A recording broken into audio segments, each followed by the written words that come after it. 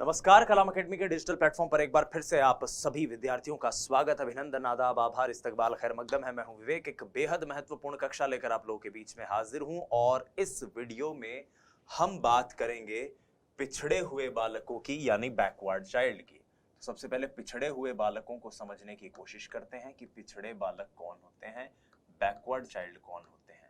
मैंने आपको बता भी दिया कि आपको इस तरह के जो टॉपिक आएंगे उसमें सबसे इंपॉर्टेंट ये चीज ध्यान रखनी है कि ऐसे बालक या बालिकाओं की शिक्षा के लिए उनके अध्यापक या अध्यापिका को क्या प्रावधान करने चाहिए। पिछड़े हुए बालक जिन्हें कहा जाता है बैकवर्ड चाइल्ड।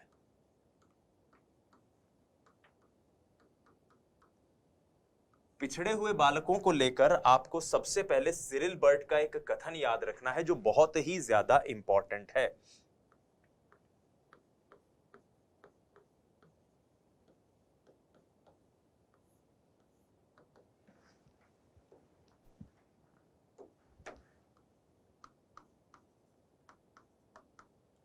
पिछड़ा बालक वह है जो अपने विद्यालय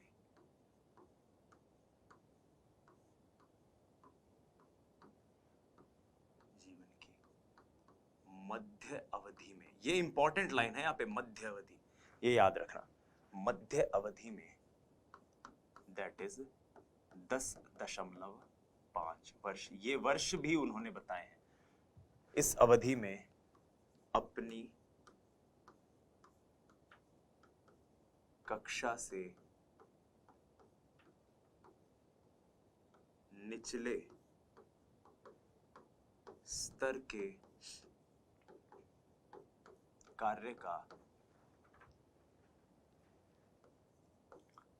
निष्पादन ना कर पाए, जो उसकी वय के बालकों के लिए सामान्य बात है।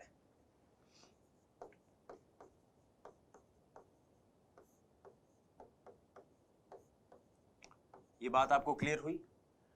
पिछड़ा हुआ बालक वो है जो अपनी कक्षा से निचली कक्षा के कार्य नहीं कर पा रहा है, जो कि उसकी कक्षा के बच्चे बहुत आसानी से कर पा रहे हैं।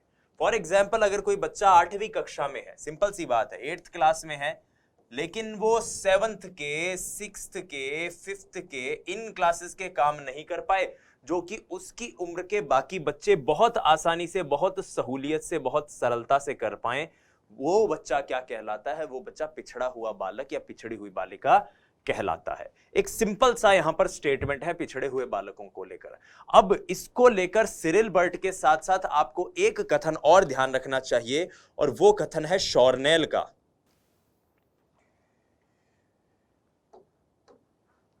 शॉर्नेल कहते हैं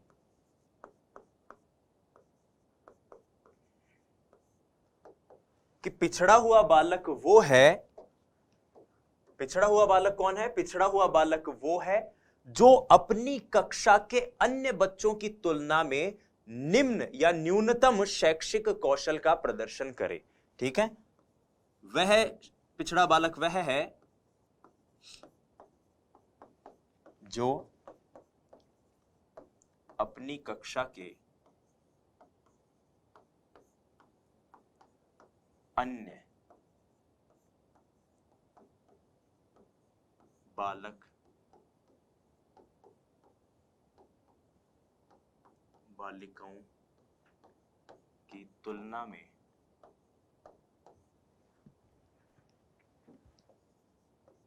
न्यूनतम शैक्षिक कौशल का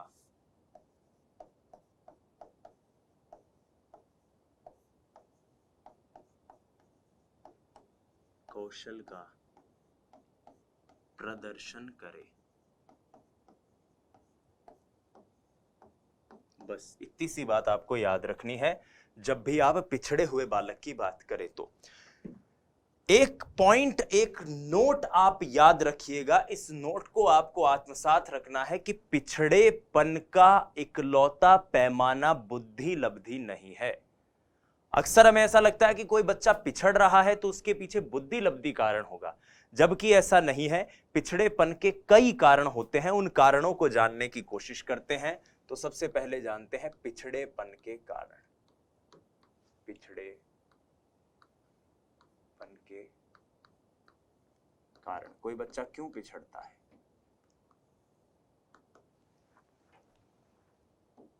सबसे पहला रीजन जो पिछड़ेपन के पीछे देखने को मिलता है वो है आनुवांशिकता। कई बार आनुवांशिक रूप से बच्चा इतना कमजोर होता है कि बाकी विद्यार्थियों के मुकाबले निष्पादन नहीं कर पाता है। दूसरा, बौद्धिक क्षमताओं की कमी। कई बार ऐसा होता है कि उसमें बौद्धिक क्षमताएं इतनी नहीं होती कि वो अन्य विद्यार्थियों का मुकाबला कर पाए, तो ये भी एक कारण होता है। कई बार बौद्धिक क्षमताओं की कमी। कई बार बच्चे में कुछ शारीरिक दोष होते हैं जिनके कारण वो अन्य छात्र छात्राओं से पिछड़ जाता है, तो शारीरिक दोष के कारण भी कई बार पिछड़ापन देखने को मिलता है। कई बार इसके पीछे सामाजिक और पारिवारिक वातावरण भी ऐसा होता है जो उस बच्चे के सर्वांगीण विकास में अवरोध उत्पन्न करता है, तो इसलिए यहां पर सामाजिक और पारिवारिक वातावरण भी एक ऑप्शन हो जाता है। सामाजिक व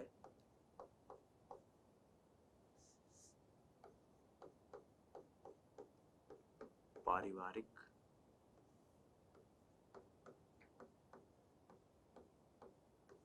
वातावरण, ठीक है। कई बार एक कारण यह भी देखा जाता है कि बच्चे का स्वभाव ही ऐसा होता है कि वो खुद से ही अपने आप को कमजोर मान लेना, या ठीक है मैं तो नहीं कर रहा परफॉर्म, अपने आप को खुद ही रेस से बाहर कर लेगा, रणछोड़ बन जाएगा, मैदान छोड़ने वाला बन जाता है और मैदान छोड़ देता है, खुद उस लेवल तक मेहनत नहीं करता, तो जाहिर सी बात है पिछड़ेगा। तो स्वभाव व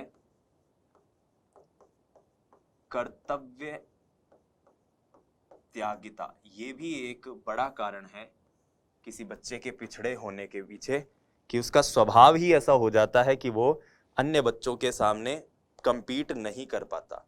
तो यहां पर ये सारे कारण हैं जो किसी भी बच्चे के पिछड़ेपन के पीछे होते हैं।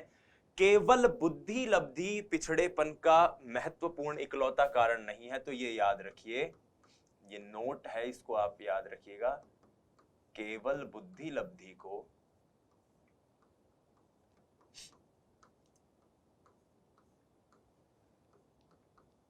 बुद्धि लब्धि हो सकती है पिछड़ेपन के पीछे कारण, लेकिन केवल बुद्धि लब्धि की वजह से ही बच्चा पिछड़े ऐसा जरूरी नहीं है।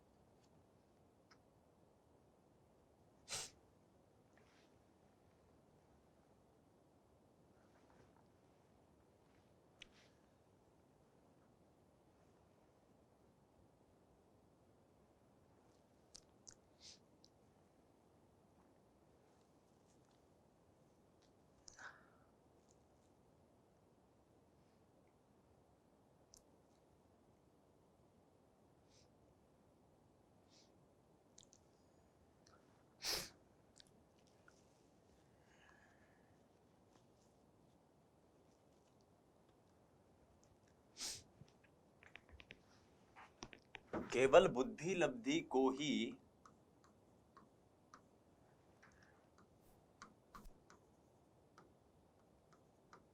पिछड़ेपन का पैमाना नहीं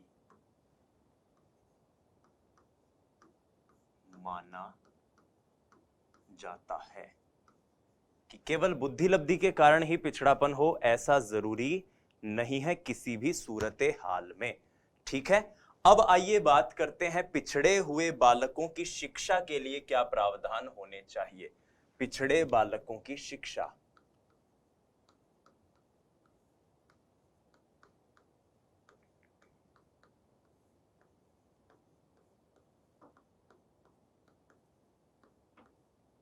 शिक्षा। तो पहली और इंपॉर्टेंट बात जो आपको एक पिछड़े हुए बालक की शिक्षा के पीछे ध्यान में रखनी चाहिए वो है पिछड़ेपन के कारण को जानना, यानी कि निदान, डायग्नोस करना व उपचार।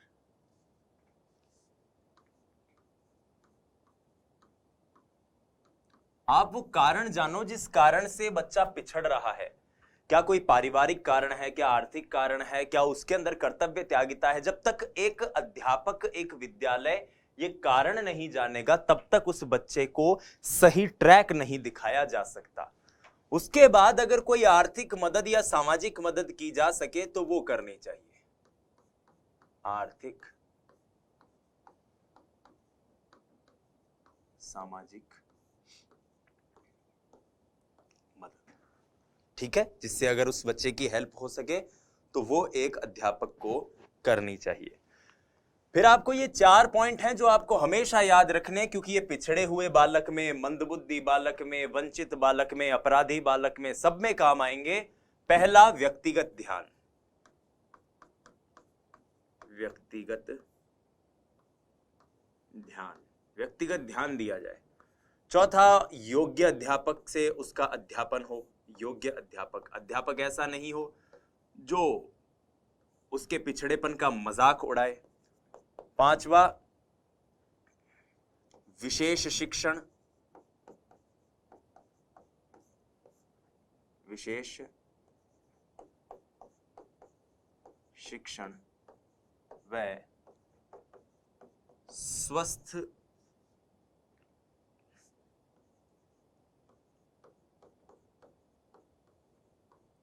परिवेश। जो वातावरण उस बच्चे को मिले वो ऐसा नहीं हो कि उस वातावरण में वो बच्चा कमजोर महसूस करे। उस बच्चे को प्रतिस्पर्धा का एक स्वस्थ, एक समृद्धि से भरा हुआ, मोटिवेशन, अभिप्रेरणा से भरा हुआ परिवेश मिले। विशेष शिक्षण की अगर उसके लिए व्यवस्था हो तो वो होनी चाहिए। और विशेष पाठ्यक्रम अगर निर्धारित किया जा सके उसके लिए तो वो भी किया जा सकता है। विशेष पाठ्यक्रम का निर्धारण।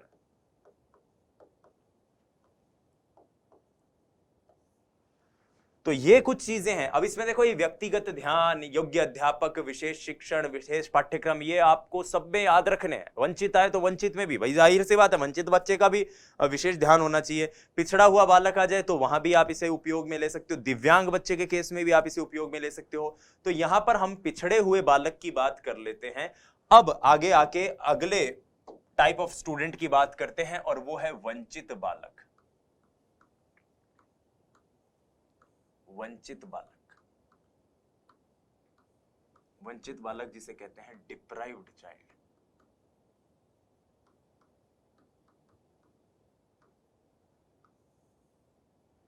पिछड़ा हुआ तो वो था जो पिछड़ गया, और वंचित वो है जिसको वो चीज नहीं मिल पाई जो उसका हक थी या उसकी अवस्था के, उसके उम्र के सभी बच्चों को मिलती है। चाहे वो आर्थिक मदद हो, चाहे सामाजिक मदद हो, चाहे शैक्षिक मदद हो, कुछ भी कहो।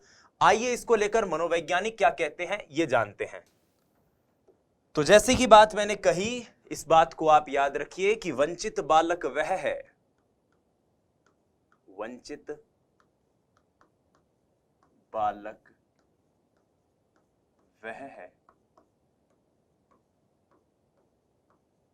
जिसकी आवश्यकताएं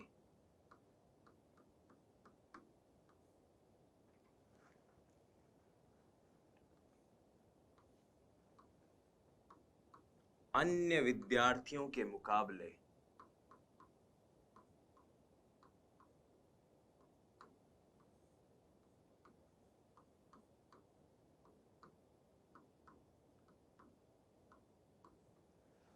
पूरी नहीं हो पाए, पूरी नहीं हो पाए। बस इतनी सी बात आपको याद रखनी है कि जिसकी आवश्यकताएं अन्य विद्यार्थियों के मुकाबले पूरी नहीं हो पाए। अब इसमें जॉन जेरोली मैन का एक और कथन है, जॉन जेरोली मैन और एच.एस. वॉल्श का एक कथन है, लिखते हैं इस कथन को भी। जॉन जेरोली मैन व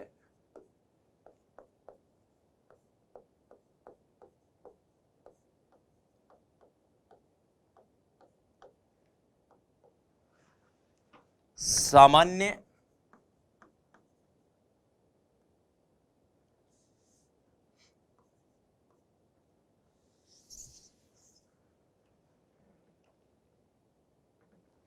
अब इसमें जॉन जेरोली मैन और एच.एस. वॉल्श का कथन है, जॉन जेरोली मैन व एच.एस. वॉल्श।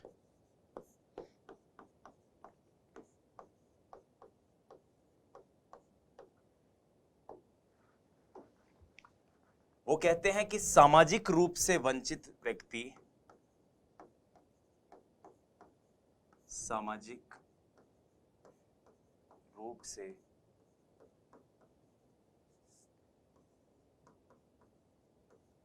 वंचित व्यक्ति वह है जिसे अन्य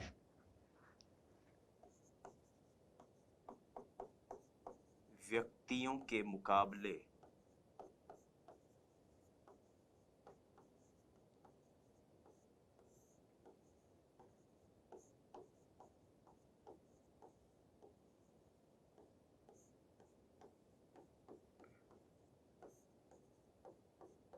कम सुविधा प्राप्त हो।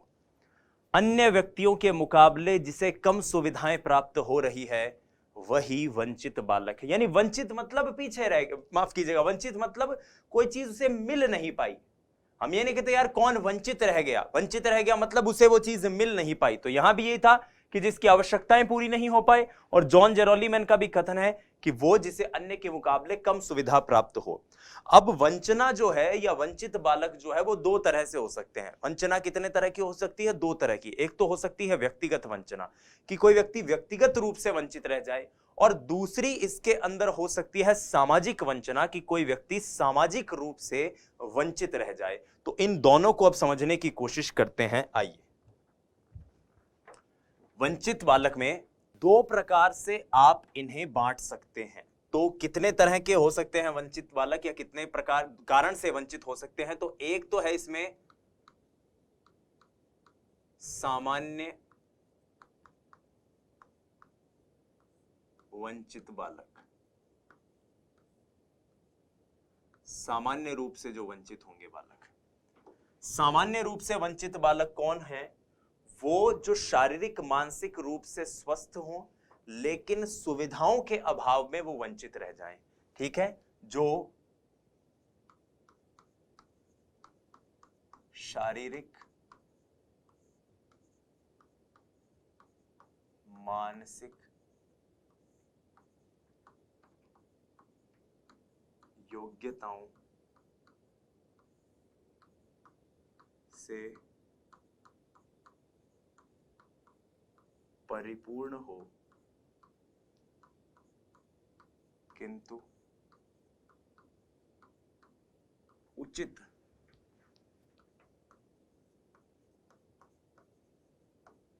सुविधा के अभाव में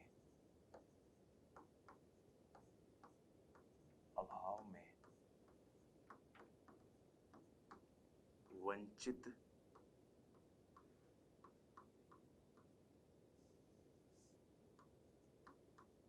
रह जाए। ये तो कौन होते हैं? सामान्य रूप से वंचित बालक। दूसरे होते हैं इसमें विशिष्ट वंचित बालक।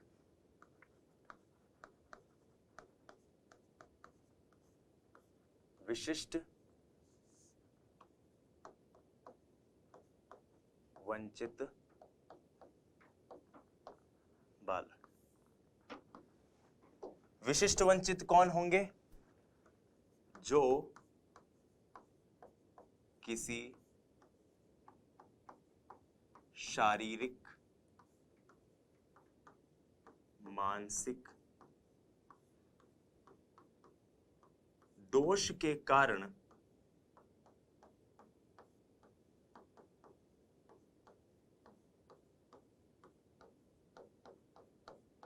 वंचित रह जाए। वो बच्चे जो किसी शारीरिक या मानसिक दोष के कारण वंचित रह जाए।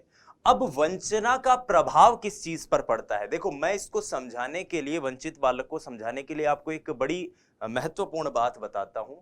आप स्वयं भी एक शिक्षक बनने जा रहे हैं। आपका ये नैतिक दायित्व है कि आप ऐसी चीजों के ऊपर बहुत प्रखर होकर बात करें।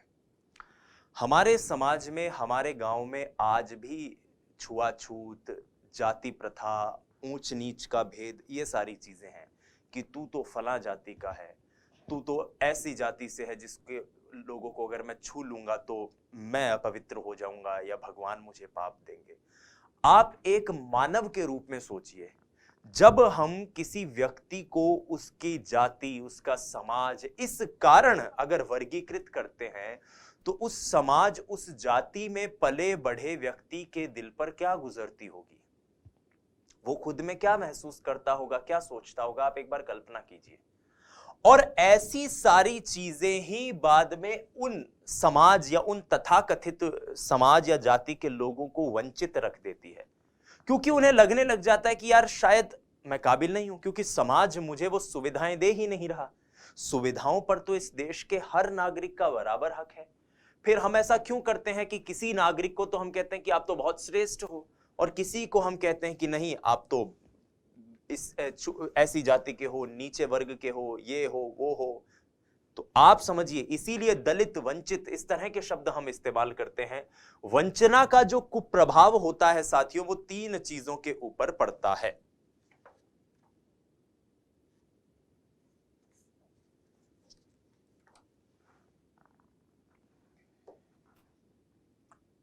वंचना का कुप्रभाव किस चीज पर पड़ेगा?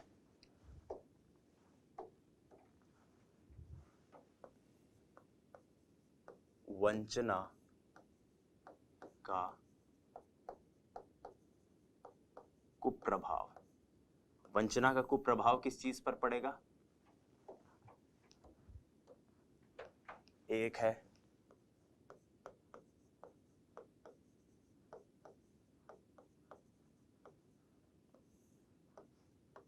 संज्ञानात्मक पैटर्न।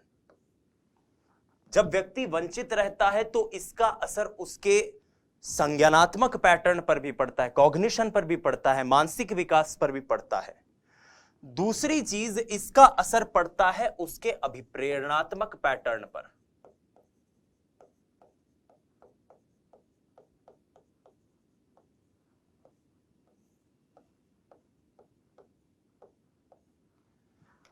ऐसे व्यक्ति को यह लगने लग जाता है कि शायद मैं काबिल नहीं हूं, मुझ में तो बात ही नहीं है, मैं कैसे बाकी लोगों का मुकाबला करूंगा। तो अभिप्रेरणा के पक्ष में भी वो व्यक्ति अपने आप को अन्य व्यक्तियों से कमजोर, कमतर मानने लग जाता है। यह भी एक बड़ा कटु सत्य है वंचना का।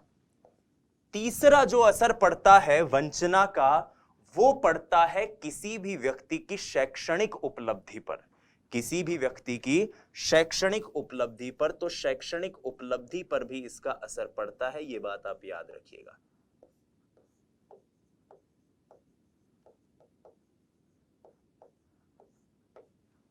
बहुत से बच्चियां ऐसे हैं जिनको हम तथाकथित रूप से इसलिए आगे नहीं बढ़ने देते, हम जिस समाज की बात कर रहा हूं, जिस सिस्टम की बात कर रहा हूं, कि हमें लगता है यार ये तो इस जाति का है, ये तो इस समाज का है, और इस कारण वो बच्चा सामाजिक रूप से दबता जाता है, पीछे रहता जाता है, और जिन मूलभूत सुविधाओं पर उस बालक या बालिका का अधिकार था, उस मूलभूत सुविधा से उस बालक को वंचित रख दिया जाता है, वो सुविधाएं, वो आवश्यकताएं उसकी पूरी नहीं हो पाती। इसलिए इसका असर संज्ञानात्मक पैटर्न पर पड़ता है, व्यक्ति का मानसिक विकास नहीं हो पाता, अभिप्रेरणात्मक पैटर्न पर पड़ता है। उसे लगता है यार मैं तो इस नीची जाति का हूं, मैं तो इस समाज का हूं, मैं कैसे आगे बढ़ूं, मैं तो आगे कुछ बढ़ ही नहीं सकता। और उसकी शैक्षणिक उपलब्धि पर भी इसका असर पड़ता है। लेकिन यहां पर मैं आपको बाबा साहब अंबेडकर के वचन याद दिला दूं।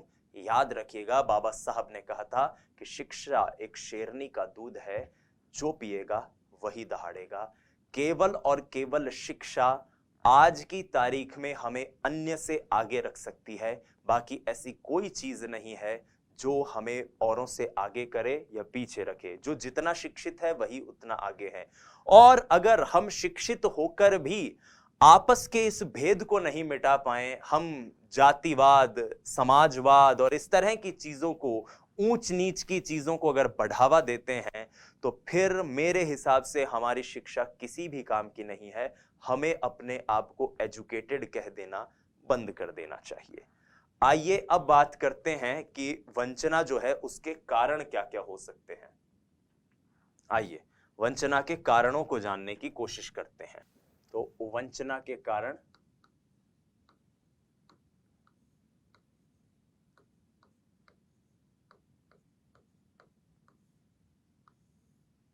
सबसे पहला कारण पारिवारिक। पारिवारिक, बस इतनी सी बात याद रखना कि वंचना का मतलब है कि व्यक्ति की जो सुविधाएं, जिन आवश्यकताएं को, जो सुविधाएं, जो आवश्यकताएं पूरी होनी चाहिए थी वो नहीं हो पा रही हैं। तो सबसे पहला तो पारिवारिक कारण।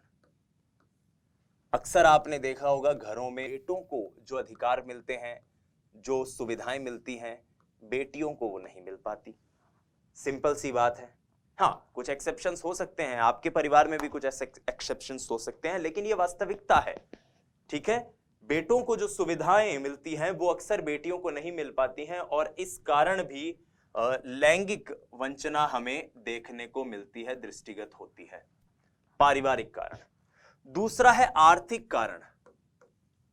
बहुत सी ऐसी सुविधाएं हैं, क्योंकि ये आर्थिक जगत है, महंगाई बढ़ रही है, इस कारण भी कई बार कुछ लोग, कुछ बच्चे उन सब सुविधाओं से, उन सब आवश्यकताओं से वंचित रह जाते हैं जिन पर उनका अधिकार था, सिर्फ और सिर्फ पैसों के चलते। तीसरा कारण जो वंचना का हमें देखने को मिलता है वो है संवेगात्मक कारण। संवेगात्मक कारण, इमोशनली भी कई बार कुछ लोग पीछे रह जाते हैं, पिछड़ जाते हैं। और चौथा सबसे महत्वपूर्ण वो है सामाजिक कारण। सामाजिक परिवेश जिसमें हम रहते हैं, वो परिवेश बहुधा ऐसी परिस्थितियां क्रिएट कर देता है जिनके कारण बहुत से बच्चे पीछे रह जाते हैं।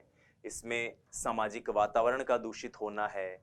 जिस परिवेश में बच्चा रह रहा है, उस परिवेश में ऐसा हो सकता है कि वो बच्चा पढ़ने की कोशिश करे, उसके माँ बाप कहे क्यों पढ़ना है, कोई नहीं पढ़ना, रुक जाए, पे घर पे रह, घर का काम कर, मेरे साथ दिहाड़ी मजदूरी पे चल। और जिन सुविधाओं को या जिन आवश्यकताओं को उसकी पूरा होना चाहिए था, वो पूरी नहीं हो पाई।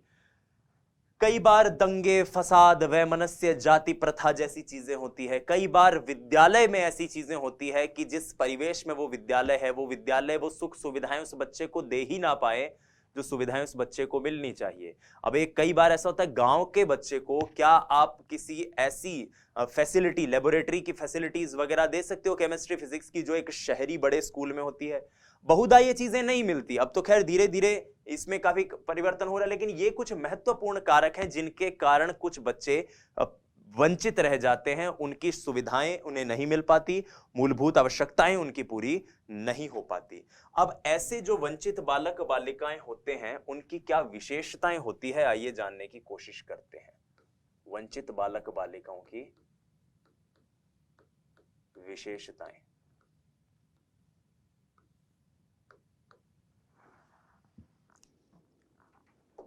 तो सबसे पहली विशेषता कि ऐसे बच्चे अंतर्मुखी और संवेदनशील होते हैं।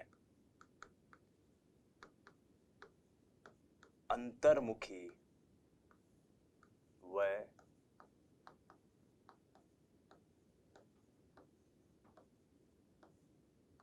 संवेदनशील। दूसरी बात, शिक्षण के प्रति रुचि का अभाव होता है इनमें। शिक्षण के प्रति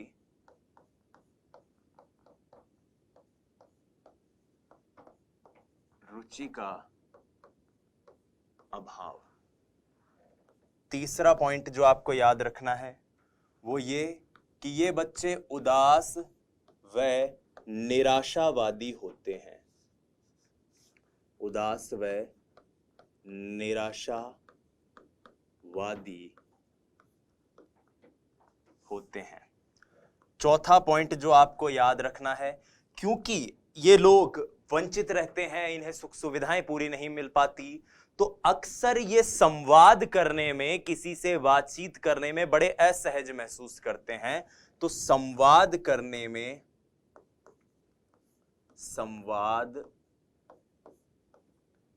करने में असहज होते हैं ये बच्चे बच्चियां। ठीक है, एक पॉइंट और याद रखिएगा कि आत्म संप्रत्यय जो इनका होता है, खुद को लेकर जो इन बच्चे बच्चियों की जो फीलिंग होती है ना कि मैं स्वयं कैसा हूं, मैं अच्छा हूं या मैं श्रेष्ठ हूं, यह भावना नहीं होती। ये अपने आप को लेकर बहुत हीन भावना से ग्रसित होते हैं और इसलिए आत्म संप्रत्यय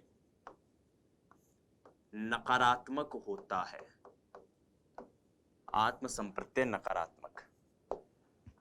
छठा पॉइंट इसमें जो याद रखना है वो कि सामाजिक और आर्थिक रूप से बहुत कमजोर होते हैं। सामाजिक व आर्थिक रूप से कमजोर होते हैं।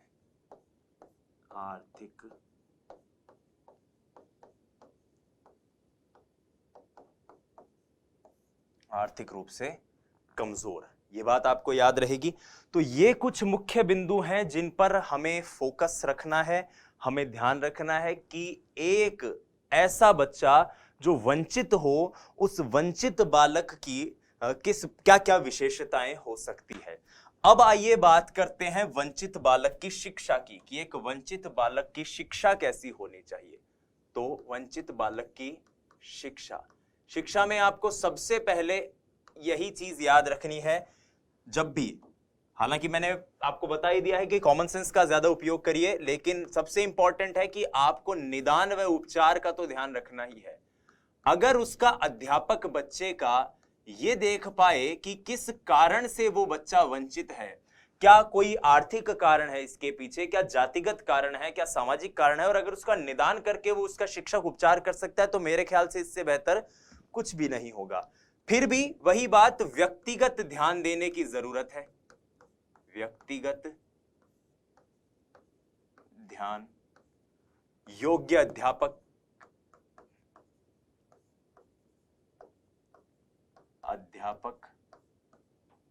द्वारा शिक्षण। चौथा पॉइंट इसमें जो आपको याद रखना है, निदान, उपचार, व्यक्तिगत ध्यान, योग्य अध्यापक द्वारा शिक्षण। विद्यालय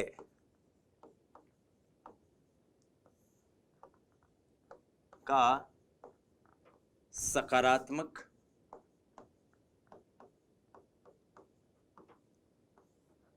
परिवेश, विद्यालय का परिवेश ऐसा हो जो बच्चे के लिए सकारात्मक हो, उसकी मदद करे, इस प्रकार का परिवेश वहां पर होना चाहिए।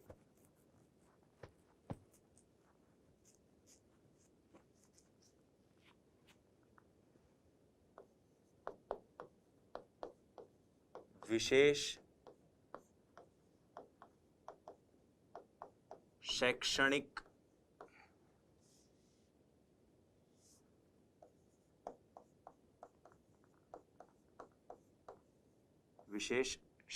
व्यवस्था। छठा है सरकार की योजनाओं का लाभ।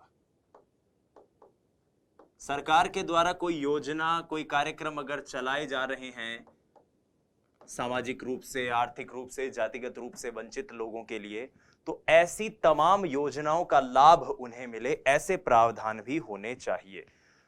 तो मेरे ख्याल से मैंने यहां पर आपको वो सारी बातें बता दी जो एक वंचित बालक की शिक्षा में, उसके एजुकेशन में हमें ध्यान में रखनी चाहिए।